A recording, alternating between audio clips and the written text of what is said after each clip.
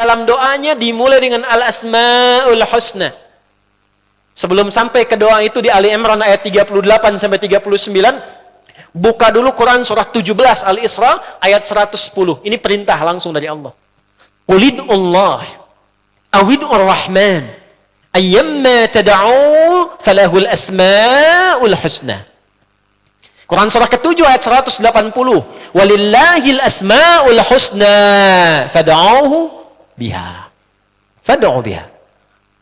Qulid Allah, kalau engkau punya masalah hambaku, dan tidak ada di dunia ini yang tidak punya masalah.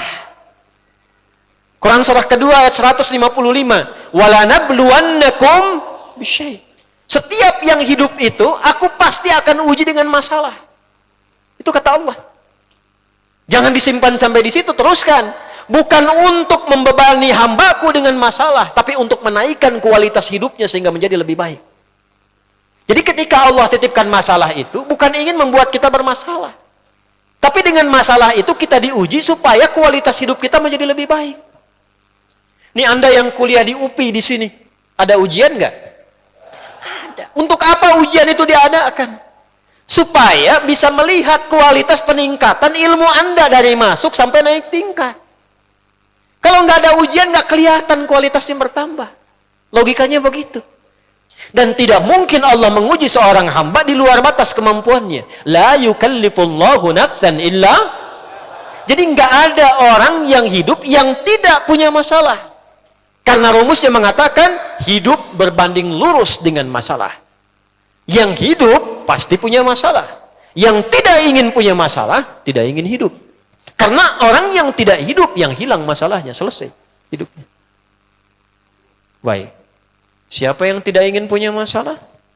Angkat tangan. Baik. Siapa yang ingin punya masalah? Alhamdulillah.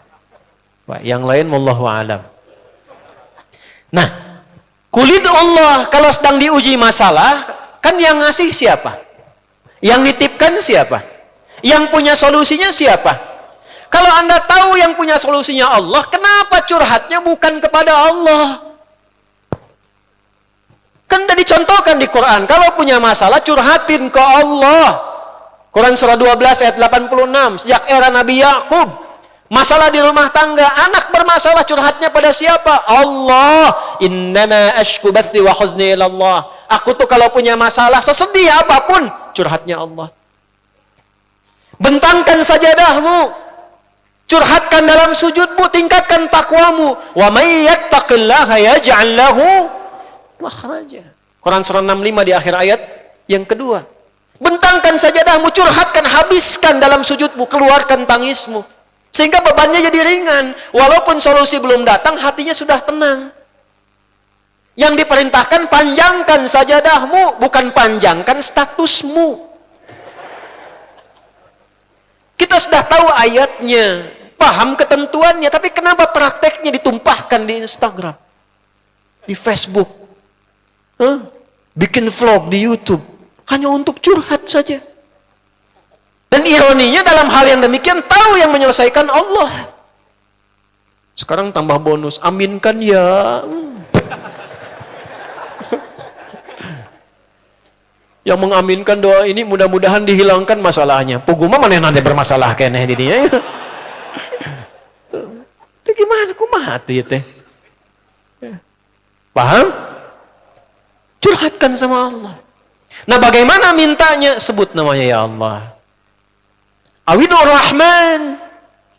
Kalau kita ingin minta lebih cepat, minta dengan kelembutan Ar-Rahman. Rahman itu bisa disebut namanya ya Rahman, bisa cari cara mintanya yang paling lembut, yang menyentuh.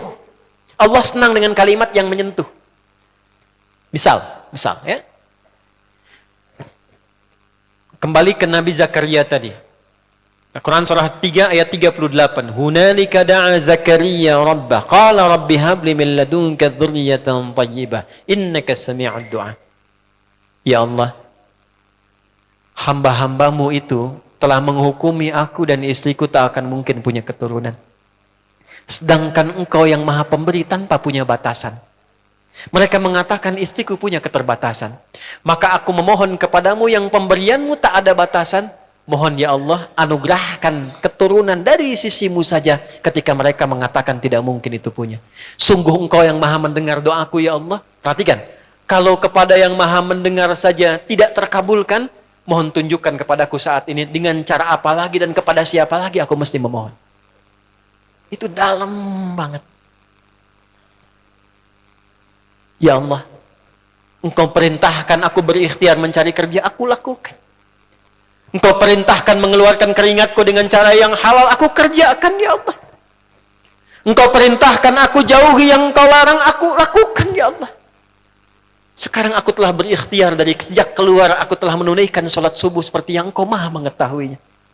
Dan menjelang malam aku mengadukan bahkan di rumahmu ya Allah hanya untuk sesuap nasi bagi istri dan anakku dari yang halal itu.